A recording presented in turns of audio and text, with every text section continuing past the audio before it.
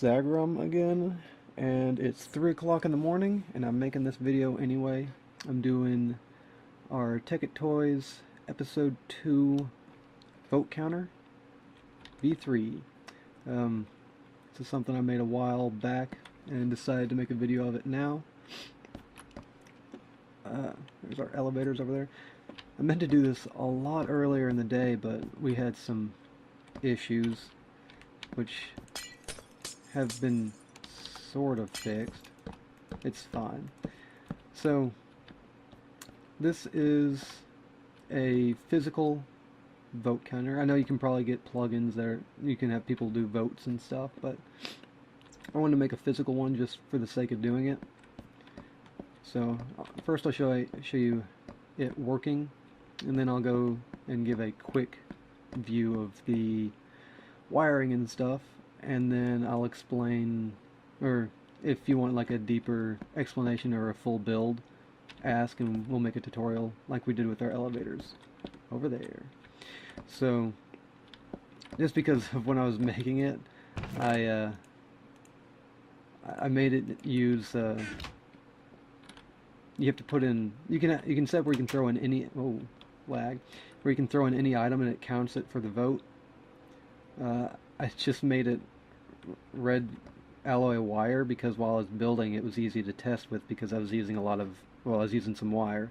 So I just put that in there to test, and then I covered it up and forgot. So it's still this alloy wire. Oops, that's not the right button. So you throw that in there and you wait approximately 10 seconds or so. And then it'll count the vote. There it goes. So this is kind of cool. You can have a poll.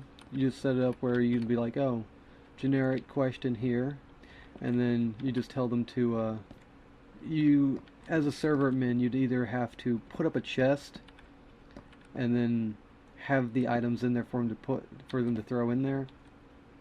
As far as what item I suggest you use a map. Oops, not in there, over here. Mostly because as the administrator, you can, well, assuming you are the administrator who's making this, if you're just a player, you can't really do this, but assuming you are the administrator who's making this to get feedback from your players, you spawn this in and it's map 0, right? It's always going to be map 0 whenever you spawn it in that way. Players can't make map 0 because that's just what you get if you just cheat one in. So just throw these off over there. And actually, just to go ahead and show you that not every item will work, I'll open this up and toss it in there, and it won't go down. But see, if a player tries to make a map, if you don't know already, none of these are map 0, 27, 28. They'll have that extra ID after them. So that's why if you set it up to be map 0, it'll only work for the ID 358, and if it has 358 and then the added 26 there, then it'll only work for that. So as the administrator, you could have it where you use other plugins to, say, give everybody a map, so that everybody gets that map, so that everybody gets one vote. The way I have it on my server, I forget the plugin name. See if I can see it here. Oh, I don't have... We had an issue with our permissions earlier today, so... Let's see.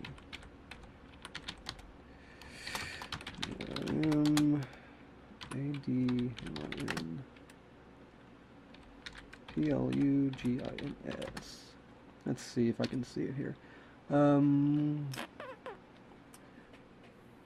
We used, if you can hear that sound, it's me wiping my finger across my screen looking for it. It doesn't really matter. It's basically just a plugin that auto refill. I think it's actually like auto restock or something like that. You'll probably see it on here if you, chest restock, it's right here. So that's the plugin I used. That way I can set down a chest and put in a map, and then have it set up where a player can only take from it one time. That way they open it up, they get their map out, and then they can throw it in. You can just leave it right here, and they can throw it in. But oh, see, it didn't go down. So this is this was basically the way it was like on V1, and the couple things I've changed about it is right now you can have it where it'll indefinitely count these votes. One of the new things I added was a master reset button.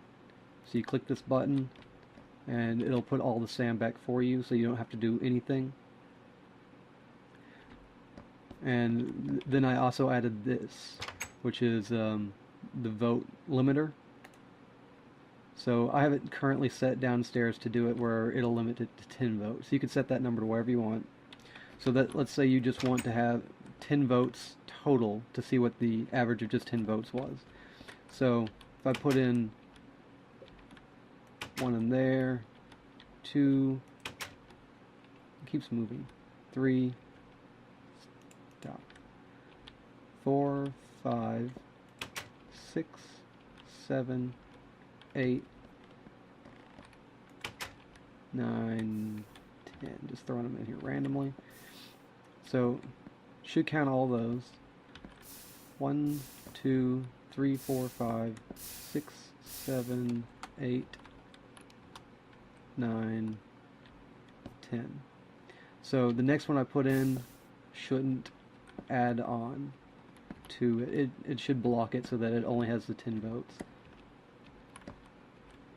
So neither of these should go down because we already have our 10 votes. And you'll probably hear the lava burning them. Yep. Which means it's already passed, so it should have counted the votes by now. And it doesn't because it's limited.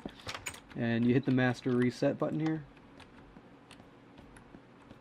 And fills all this up. And then it can start counting again. So this is just a little, it's kind of, I think, cool to have a physical machine to be able to count votes as opposed to just having a plugin where it's like, oh, /vote yes or whatever, you know. So it's just kind of cool because people can physically come up here and see, oh, and you can have this set up as tall as you want and have as many questions as you want. It's not limited by that. So you can make this as big or as small as you want. It's very configurable. You can obviously make the option to say whatever you want. You can even change the color of the wool in the background so it looks different or something. If you want to make it a space wider, you can actually put signs back behind it or something too. I've done that before. So let's toggle that back to unlimited. Everything. Oh, let me just reset everything. So quick look at some of the wiring here. See what's going on. This is for the actual deal that resets everything up here as far as filling it all back in. The way it's working is there's a block breaker down here that breaks the sand block and just sends it back up and puts it in the deployer. Because the deployer has its own inventory, you don't really have to add anything onto it. So it just circles back around, so the same stuff just gets reused. And you might actually recognize this. It's literally the exact same thing that was on the call buttons. Exact same wiring. So this is actually just a really useful setup for doing something where you want it to count a certain number and then stop and then reset itself. I'm probably pretty sure that this design has been made before. I'd be surprised if it wasn't, because I don't think you can make this happen any smaller than this. So I just have it set to 5, which is the maximum height that this is. Obviously, if you had one that was like 10 high or something, you'd set that number to 10, and it would cycle 10 times, filling it back up. So let's show you what's some of the stuff down below.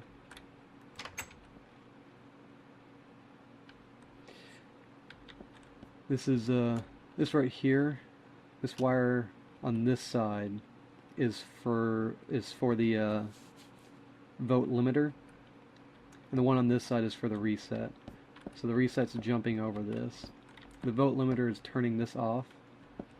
If I had it set to have the vote limiter on, this would go dark, like that, and it would make it so that this is connecting to the actual redstone pipes. As the item passes by, it sends a signal out, comes down here and hits this.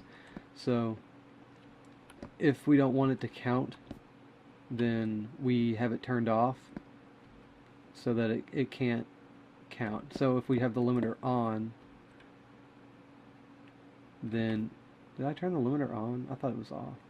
That way whenever it hits here, it turns them all off. So this one turns on and it starts counting. So it counts to 10. And then the master reset comes through and will reset this here.